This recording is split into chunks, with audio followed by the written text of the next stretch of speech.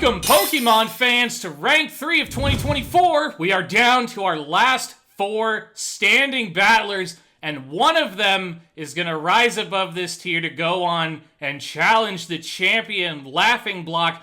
But we got to figure out who that is first, so here's one of 2 battles. We've got Tedinator versus Ty. In an interesting roll of the dice, Ghost versus Normal. These 2 types can't hit each other with their standard moves. They have immunity. So that could be very interesting. Let's get down to the pitch. I want to talk to Ty first because Ty has a record here. Ty has consistently gotten to this round in the tournaments. Ty, how are you feeling to be back in Rank 3 this year? I'm feeling mixed because, I just like you said, I made back to where I always tend to end up being around. It's either here or in the finals before the champion battles. And I've actually done research within the last 4 years.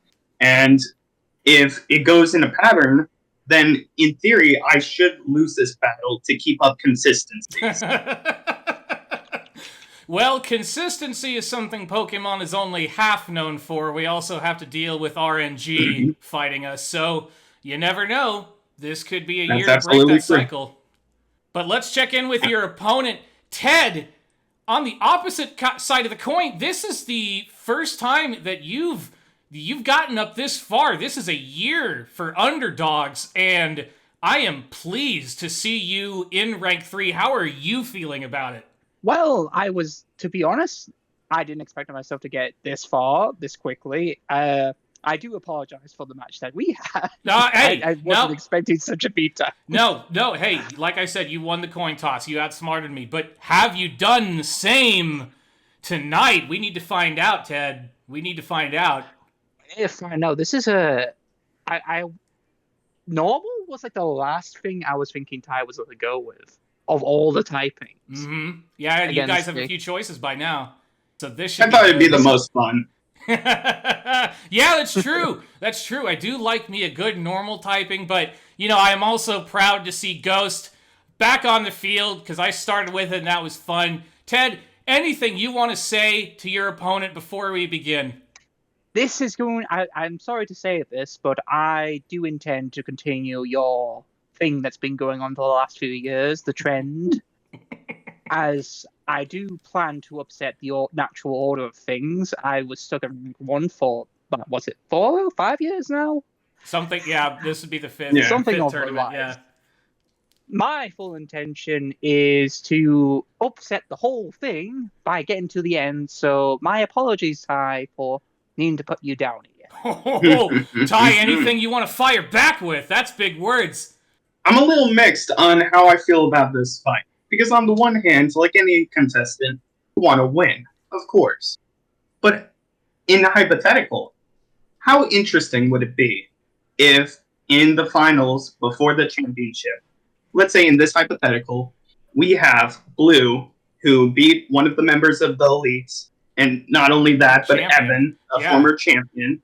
And then we have Ted, who also beat a former, an elite as well, to get to this spot.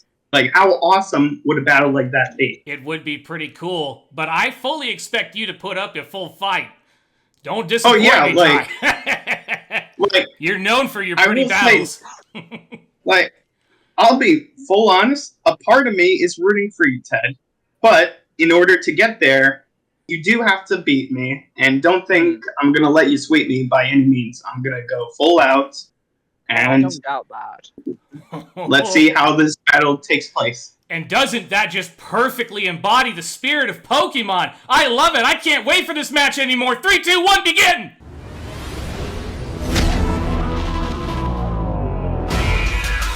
And we're off. It's Indeedee on Ty's side, Ceruledge on Ted's. Now, we just saw Ceruledge kick some major butt last rank. We've seen Indeedee before, and it's tricky with that psychic terrain that it's got up. I wonder what Ty's strategy is going to be. You usually see psychic terrains for Psychic teams. Okay, there's a Bitter Blade. That's going to do a ton of damage there, but the Trick Room is going up. Indeed, he did survive. Set up the Trick Room. That's going to flip the script on Cerulege's speed here. Setting up that Trick Room is a good first move, tripping up Ted's speed. Let's see what Ty is going to do to take advantage of that. Let's see if Ted wants to keep out that Cerulege. They're really strong. There's an Expanding Force. It crits, but the Cerulege has a Focus Sash, and there's a Destiny Bond. Oh boy, Indeedee, better be careful now. That Destiny Bond will try to take down the Indeedee with it. If Indeedee does feint the Cerulege, there's a Dazzling Gleam. Dazzling Gleam is going to take out the Cerulege, and that is going to go ahead and take out the Indeedee. So we are now 1-1 in the first 3 turns. Oh boy, that is setting up expectations for a very good match. Okay, let's see what Ty and Ted want to send out next. That Expanding Force was huge, but that Focus Sash just, it's such a good strategy. They're thinking very clearly, very heavily about their next turn. We got an Ursaluna, and Ted's gonna send out the Sinistcha. We got a little cup of tea there from our Brit, fully expected to see that. We got our Lunar Bear. Love me a big Lunar Bear. Ursaluna is one of the cooler looking new Pokemon, I think. I was really happy to see that evolutionary line get another one. No, he's switching for the Ditto instead. It's going to transform into the Sinistcha. Sinistcha's going to go for the Magikarp, which is going to hurt the Ditto Sinistcha, the Dinishcha. And this regular Sinistcha is going to put out a substitute. Dinishcha is going to use Hex and get rid of that substitute, but they haven't really gotten anywhere. The Trick Room's gone now. So now we got 2 cups of tea just kind of sitting. Nope, okay, Ted's going to throw out the Mimikyu instead.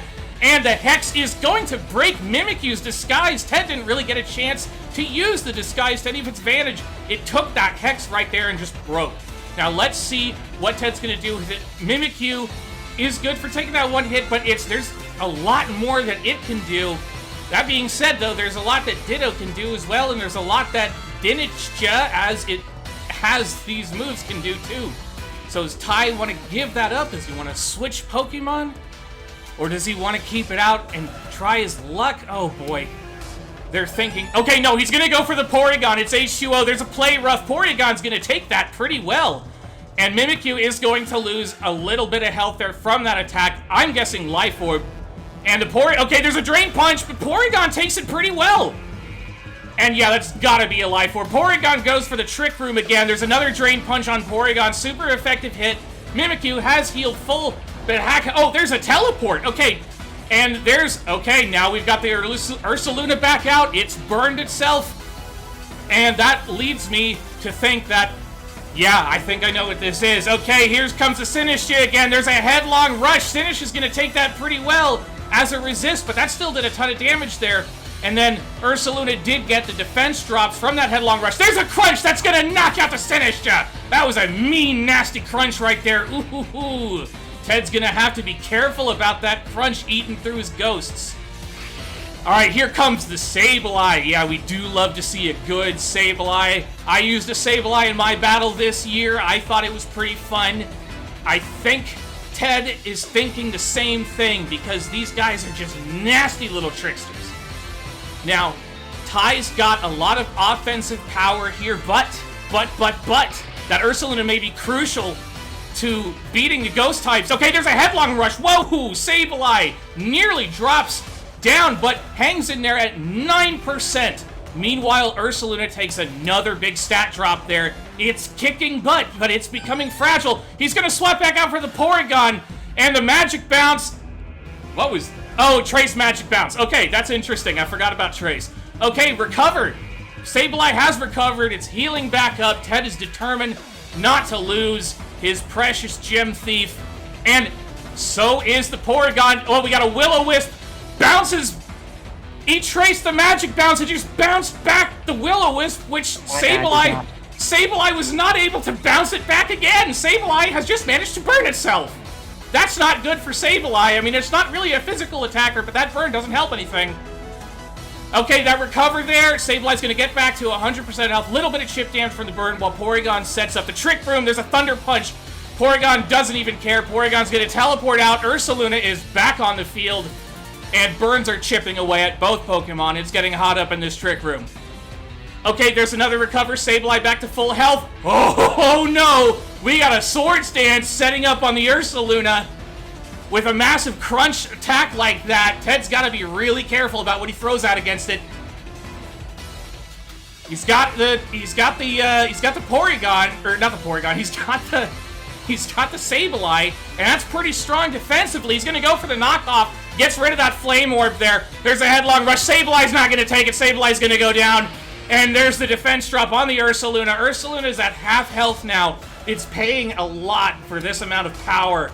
If Ted can weaken it, if Ted can stop it, he might be able to defend against Ty's Assault here. Here comes Mimikyu again.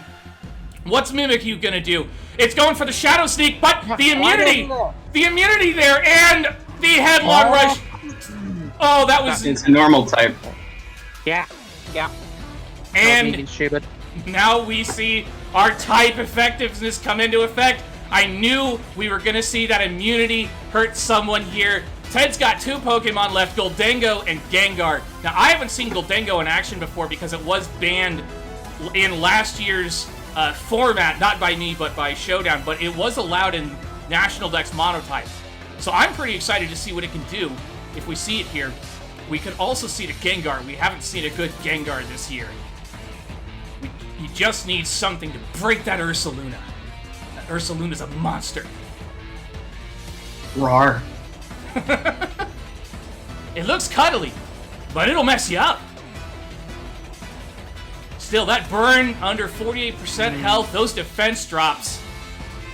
It's not getting any healthier, that's for sure. Ted's got to think really carefully. This is a big moment in the match. He's taking his time. He knows what to do. One thing about Pokemon is you can't let yourself get driven by impulse, because that's when you start making mistakes, like the impulse to make an entire grass team to counter Clodsire that wasn't even there. Okay, it's the Goldengo. We are going to see the Goldengo. All right, show us your stuff, Gold Boy. Let's see what you got. It's a really cool-looking Pokemon. Ty's gonna bring out the Pokemon. God. The Focus Blast misses! That is unfortunate for Ted. Porygon's back out on the field. It's Trace the Goodest Gold from Goldengo. That Focus Blast missed. Oh, here comes another one! Focus Blast, it's gonna hit Porygon, but Porygon is really tanky. Only took 43% of its health and damage there. It's gonna set up the Trick Room again. Once again, just flipping the script on Ted's speed. Masterful use of Trick Room there. It's an Eviolite, of course it is. Yeah, that makes sense. Otherwise, we'd see the Porygon Z. Making very good... Oh, the Focus Blast misses again! That is just terrible. See, this is why I call Focus Blast Focus Miss. Because that's what it does. There's a headlong rush. Goldengo goes down! That was a big hit there. It is up to Gengar. Guys, I don't know if Gengar can crack a full team. Will it be able to beat the Ursaluna, though? The game's not over yet. Trick Room is up. What's Ted gonna do? Ursaluna's nasty. They're thinking. We're on turn 20. There's a crunch. That's gonna take out Gengar. And it goes down. And Ty wins the match. Well played, both of you. Well done, Ted. Well done indeed. Well done. GG. GG. GG.